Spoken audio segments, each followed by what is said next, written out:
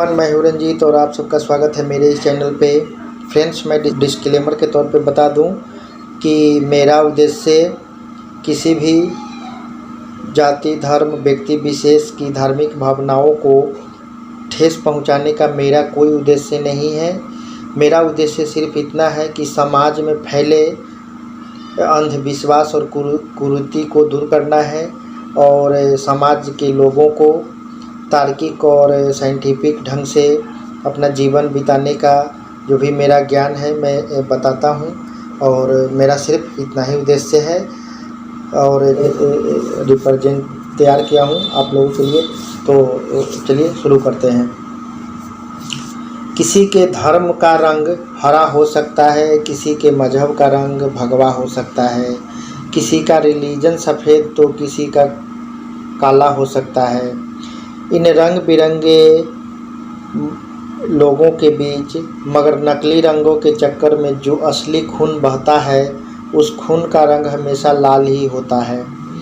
तेरा मजहब अलग, मेरा धर्म जुदा, मेरी पूजा जुदा, तेरी इबादत अलग, मेरा मंदिर अलग, तेरा गिरजा अलग, मेरा खुदा अलग, तेरा ईश्वर अलग।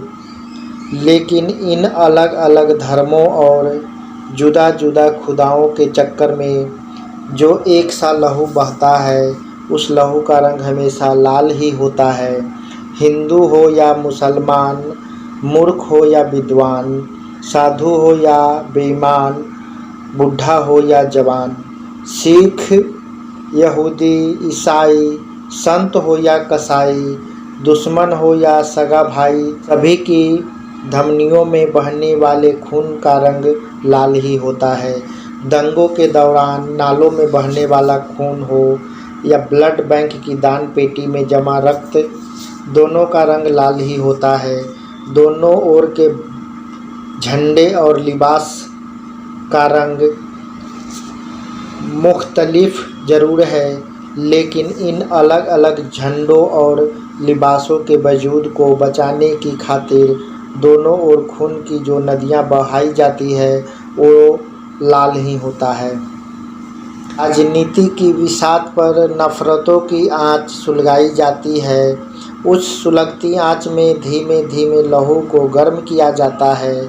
फिर यही लहू नफरतों की घनघोर घटा बनकर बरस जाता है, जिसका हर बूंद लाल ही होता है। धर्म का विषाक्त संक्रमण पीढ़ी दर पीढ़ी इंसान रूपी भेड़ों के दिमागों में तक पहुंचाया जाता है।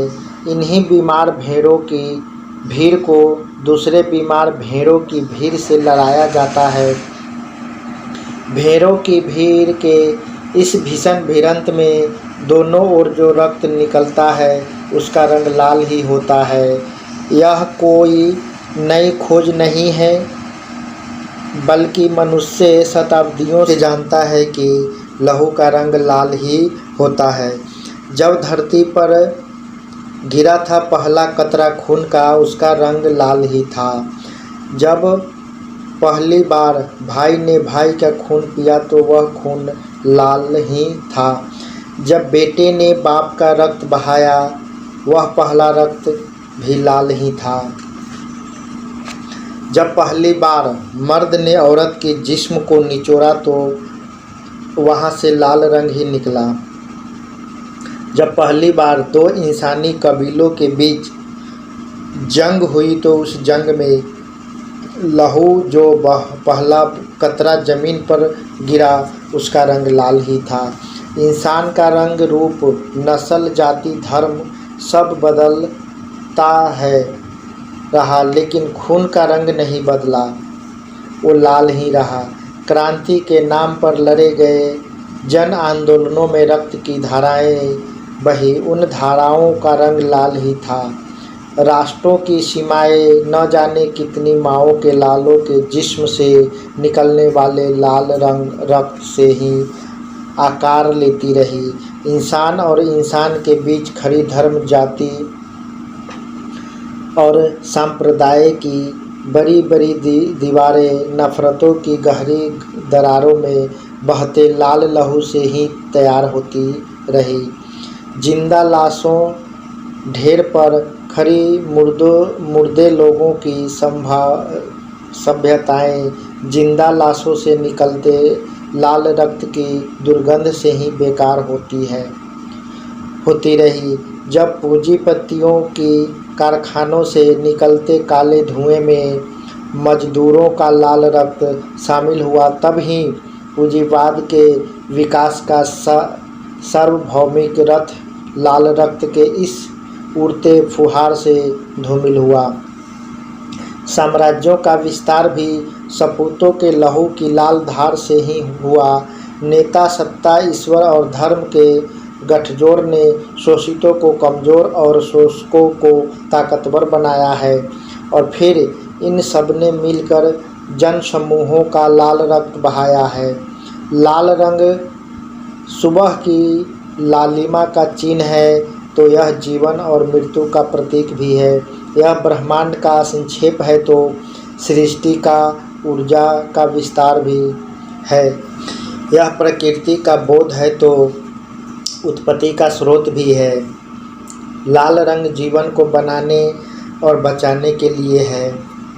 यह धमनियों में बहता रहे, तो हमारी सभ्यताएं भी स्वच्छ नदियों की अविरल धाराओं की भांति निरंतर आगे बढ़ती रहेगी।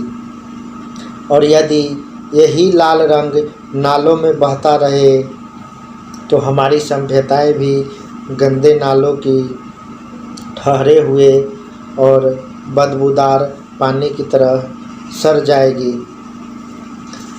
जय भीम, जय मानवता, जय संविधान, जय भारत। तो फ्रेंड्स, ये छोटी सी प्रेजेंटेशन अगर आपको अच्छा लगा हो तो प्लीज़ इस वीडियो को एक लाइक कर दीजिएगा। कमेंट में कुछ लिखना चाहते हैं तो ज़रूर लिखिएगा। ज़्यादा से ज़्यादा दोस्तों, अपने रिश्तेदारों तक शेयर ज़रूर कीजिएगा। तो फिर मिलते हैं किसी नेक्स्ट वीडियो में अच्छे से टॉपिक को लेकर के। तब तक के लिए मस्त रहिए, स्वस्थ रहिए और अपने फैमिली के साथ खुश रहिए।